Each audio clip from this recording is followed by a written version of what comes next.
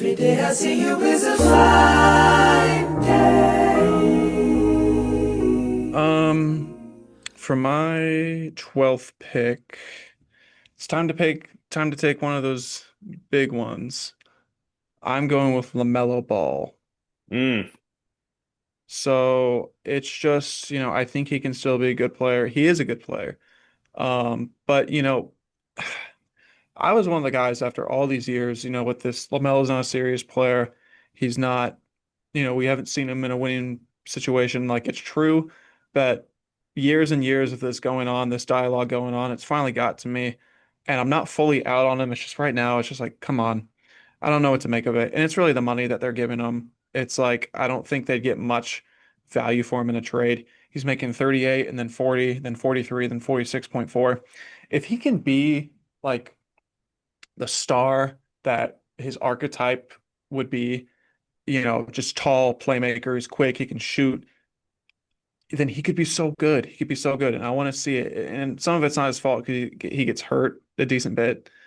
But I think the Hornets should just build around Brandon Miller and Con Knipple.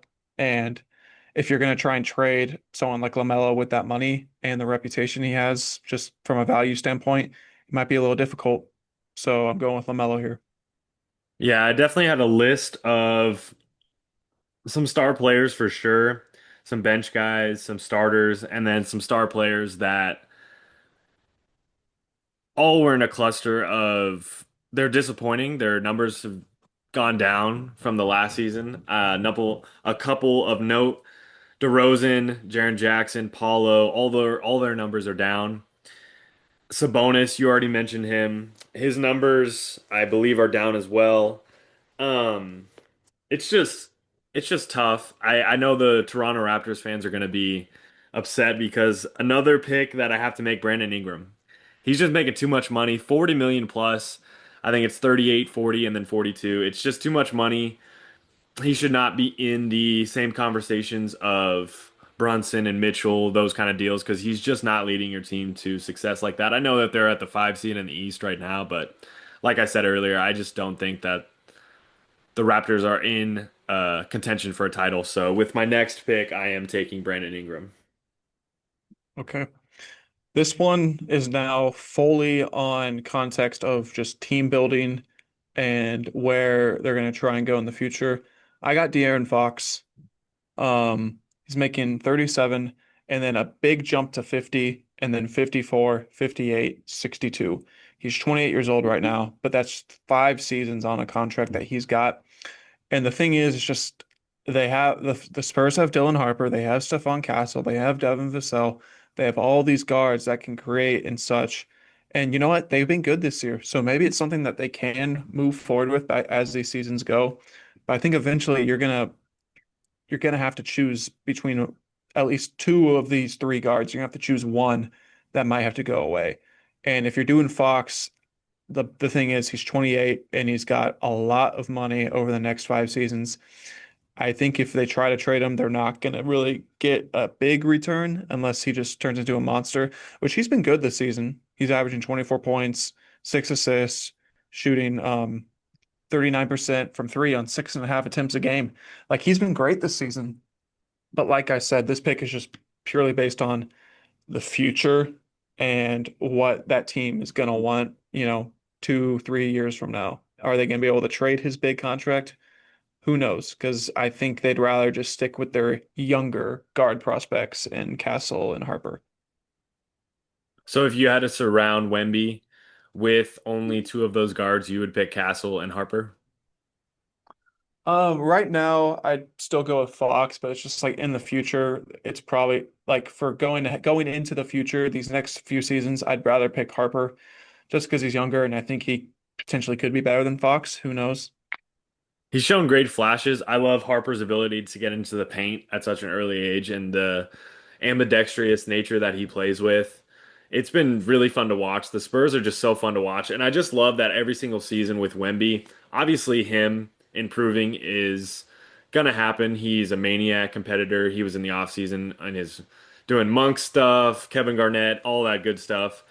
But the way that they're surrounding him is really interesting. Running Sohan at point guard a couple seasons ago was very interesting, the way that they did that.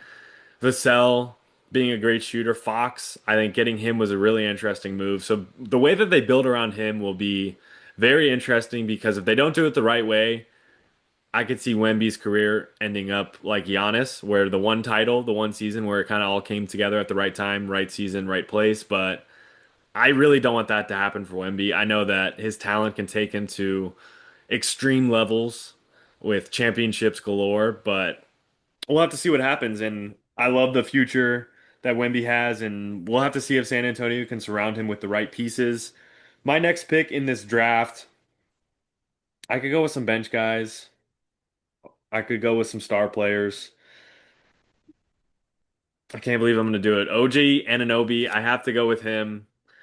It's just a contract that it's huge, and the mileage is what's concerning to me. The Tom Thibodeau miles that he's gone on with, it's just really tough for that situation because I do like him as a player.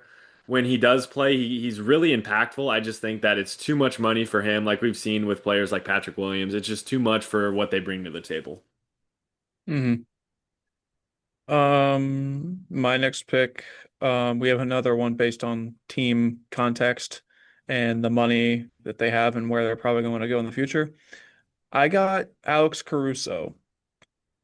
So he just won the championship with them. It was an awesome trade. It was win-win, but he's 31 right now, and they have him under contract for the next 4 seasons, around 20 million a year. I worry that, as they have to start making decisions on who they're going to be paying, they have their main guys locked up, but you got to keep that bench intact. I worry about Dort in his role if he might be getting traded because it's just, money. It's just money. But with Caruso being 31 and he's going to be paid 22 when he's 35, which will only be 12% of the cap then. I still worry, what if Caruso is just not the same guy he is when he's 35?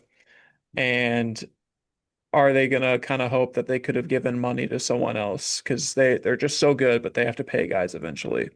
And they have so many guys that can do this role of just being an awesome perimeter defender. And they all kind of contribute different things on their own. Like Caruso gives you a bit more playmaking and help defense. I think he's especially good at that. But we're this far into the draft that we're taking picks like this. I'm just worried that, 3 years from now, they're not going to want 22 million to 35-year-old Alex Caruso on their books.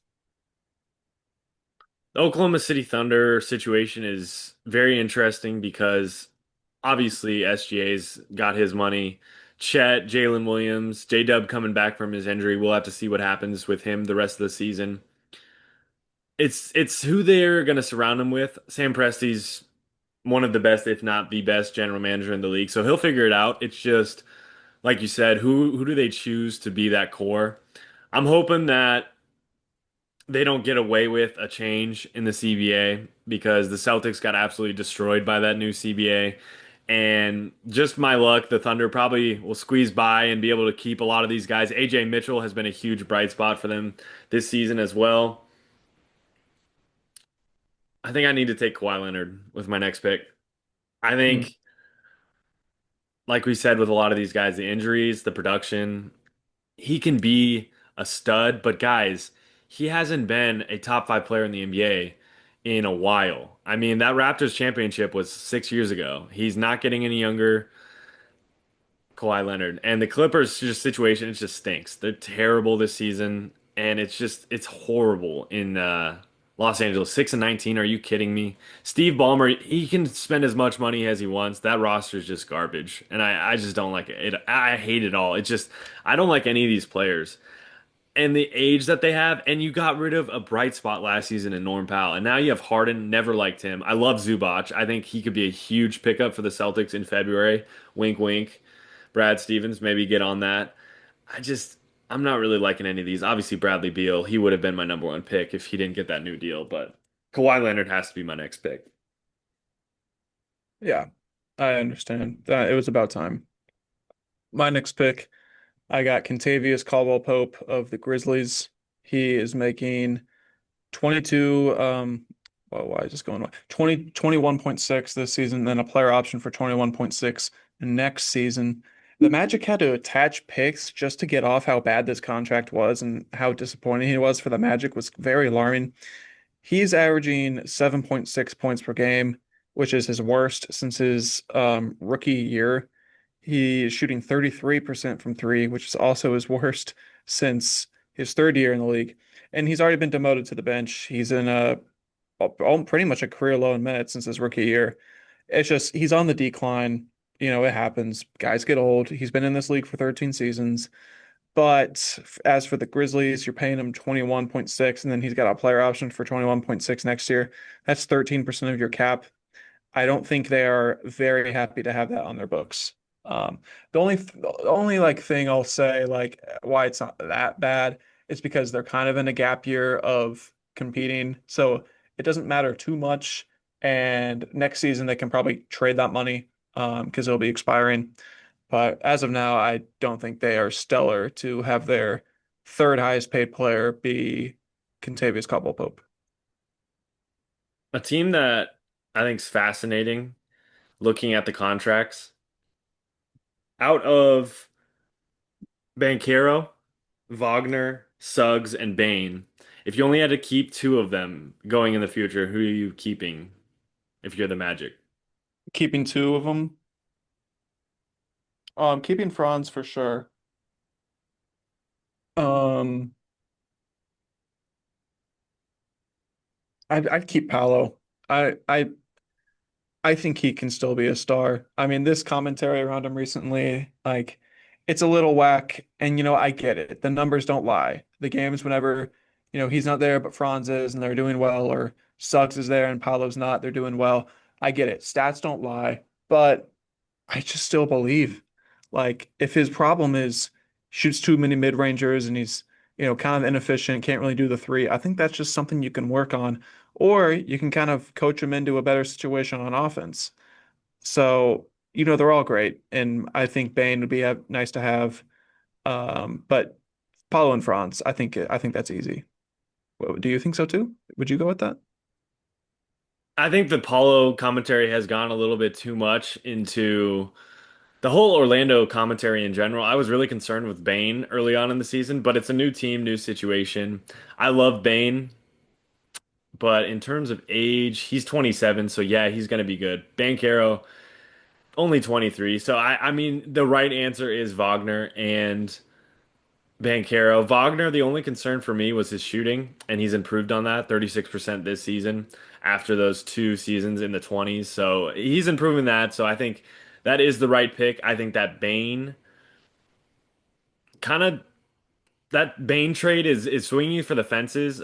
Obviously, he's still getting used to it.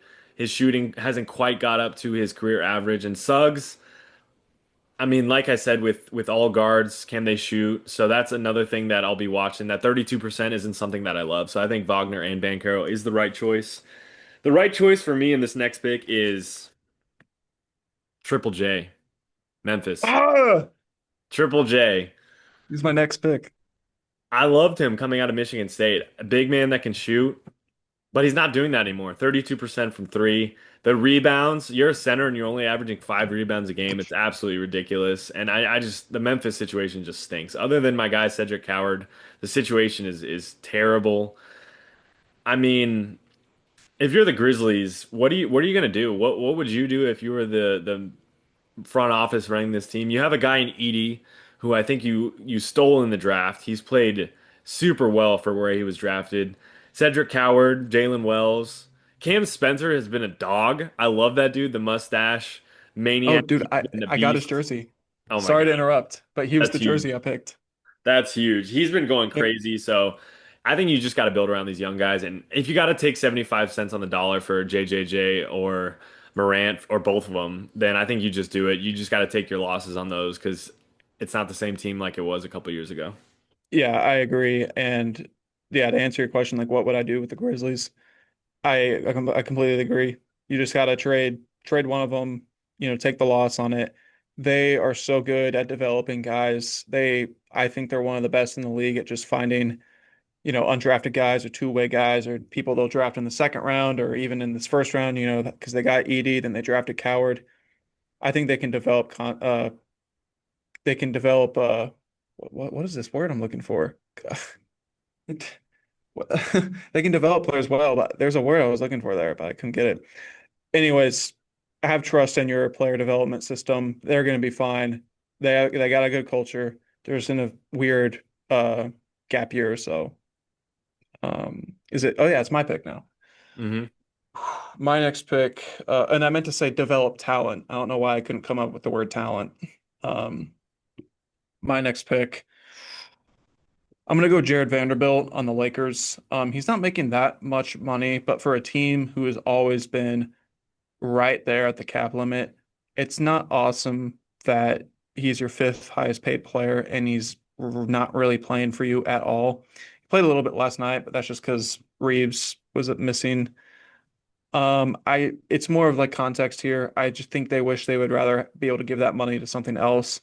I do think Vanderbilt can be good. He's only 26. He's making 11 this season, then 12, and then a player option for 13. He missed a lot of time with injury, and he can be a really good rebounder and defender and energy guy. But if he's not gonna be playing, really much minutes at all for the Lakers, I think they wish they could be spending that money somewhere else. I have a question. Yeah. Whose contract would you rather have going forward? Rudy Gobert or Cat? Um. Oh, wow. I know Gobert's isn't as long. Um. Oh, shoot. How good of a question is that? What would you answer? I would go Gobert because it is shorter. And I can Yeah. kind of just have a defensive anchor and build shooting around there Yeah, I agree. because Cat, it's so much money and it's so long. And that was going to be my next pick. So Karl Anthony Towns is my next pick. The shooting regression I haven't loved. I think with him, the shooting has always been a huge plus. Allegedly, he's the best shooter of all time, being a big man. But the 36% this season is concerning. On obviously, he's shooting a lot, the 5 attempts per game. Rebounding is there. I just think that the Knicks are really just pigeonholed. It's Brunson, it's Towns, it's Bridges. You have Anunoby as well, and Josh Hart is the heart and soul, so they really can't get rid of him. I love McBride coming off the bench. Clarkson, I think, has been a bright spot for them as well. The rest of the team, I think, is you can it's expendable, I think is the word. Yabu, I love to see him back in the NBA. Obviously, he played for the Sixers last season. He was a Celtic early on in his career. He played unreal for France. Obviously, his shooting numbers haven't been quite at that level, but I love to just see him back in the NBA. So Karl Anthony Towns will be my next pick. How many more picks you want to do before we wrap up? I know we got a couple players and we can keep going, but my list is coming to an end. I don't have too many more on my list. How many more names do you have? We can just I go over them. have three technically. Yeah, let's just do that. Let's do three more each. Got you. All right. My next pick, I'm gonna take Dennis Schroeder on the Kings. It's, a lot of it is context worthy. They are a directionless team. They are built to win now, but they are not winning right now. He's making 14 and then 15 and then 15 and a half. He is 32, so you're going to be paying him 15 mil when he's 35. And he's a guy who really relies on his speed. Is he still going to have that speed when he's 35? I love him as a player. I loved him on Detroit last year. I just think with this Kings team, he's already been demoted to the bench. Um, it's not awesome. He's having a decent statistical season. He's averaging about 12 points and 6 assists. Um, but as far as like their context of the team and where they're going to be in the future, I'm not sure if that's some money. I mean, there's a lot of money on this team that they're not going to want, but I think he kind of adds to it just because they have a log jam with so many ball handlers, and he's going to be 35, getting 16 mil eventually.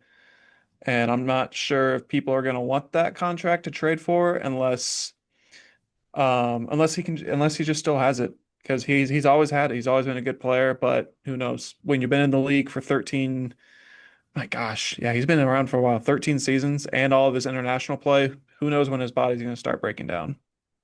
Yeah, that was definitely one of the players that I saw on the rough situation in Sacramento. My next pick, as we close out with the last couple picks, it's a toss-up between some of these guys. I think a couple of them have really been bright spots for teams, and they've really kind of helped them be somewhat successful. So I'll go with the other guy on the list. I got to go with Rudy Gobert with my Hmm. next pick. I did technically, I guess I have three more picks, but he was the one that I was deciding between him and Cat a little bit ago. So I'll have to go Rudy Gobert. Yep, valid. My next pick, I'm between two forwards who were actually traded for each other. Can you guess who they are? Who are the two I'm between? I They were literally traded had for it in each my other head. trade It. for each other last season. I was just looking at it. Is it? Oh my gosh. I'll know it when you say it. All right, so I'm between Butler and Wiggins. Oh, okay. Um, I'm gonna go with Butler, even though he's probably playing better this season. It's just he's 36 and you're paying him 54 mil and then 57 next year. And history is history. You have to look at patterns. Who knows if he's gonna get unhappy once it's contract time. And it's just a lot of money and he's super old. So I'm gonna take him here, even though it's not that much, even though it's not that many years left. You're still just having a big risk having that kind of guy on your team. I think, especially in the situation that the Warriors are in, it's coming down to the last couple years of Curry and obviously Butler, Draymond Green. So what they do moving forward will be really vital for Steve Kerr's job security. I gotta go with DeMar DeRozan with my next pick. The Sacramento Kings, it's just players end up there and then they're stuck there, and it's once they get out, they'll have success. But I think he's just stuck in Sacramento. Yeah. All right. I guess I should be taking Wiggins now since I brought him up. Yeah, I'll take Wiggins. 28 and then 30. He's 30 years old. Just a lot of money. And especially with him being out of that Warriors situation, he kind of just peaked a couple years ago when they did win the title. I really thought he was going to win Finals MVP, and until Curry had those last heartbreaking games against my Celtics. These last two guys for me, I mean, they've really been glue guys for their teams. We got Tobias Harris and Jalen Suggs are my last two guys I'm deciding between, and I think I'd just have to go with Jalen Suggs just with the talent up at the top of the Magic. I think Tobias Harris really seems like the heart and soul of that Piston squad. With the success that they're having, I think his whatever contract he's getting paid, I think it's worth it right now. Hmm. All right. This will be my last pick probably. Are we doing two more each? This, All yeah, right, last one. my last pick here. We've this has been a great draft. My last pick in this, I'm gonna go with, it's kind of funny because we've been doing this for so long. But I'm gonna go with Devin Vassell. It kind of goes back to the Fox conversation I had. It's just they have so many ball handlers on this team, and eventually they're gonna have to choose because they're gonna have to pay Wimby at some point. They're gonna have to pay, Harper's a rookie, but they're gonna have to pay him eventually. Castle is one rookie of the year, so he's eligible to get a lot of money. And Vassell has 27 this year, 27 next year, then 24, and then back up to 27. He's only 25, but I'm not too sure people are going to be paying a lot to get Vassell in a trade. So yeah, I'll go with Vassell there for my last pick. Tobias Harris will be my last pick. Question before we wrap up: who do you have winning tomorrow night, Knicks or Spurs? Um, Knicks have looked really good, but then Spurs just took down this great team in OKC. Wimby's still going to be minute limited probably. Um, Man, the Knicks have been pretty dominant so far. I'm gonna go with the Knicks. I'm gonna go with the Spurs just based off the fact that I almost bet them as an underdog for the cup. I just wasn't sure how Wemby was gonna look and how the team was gonna look. So I'll zag and go Spurs. Logan, our first annual, hopefully it's annual, worst NBA contracts. Thanks for joining. Yeah, absolutely.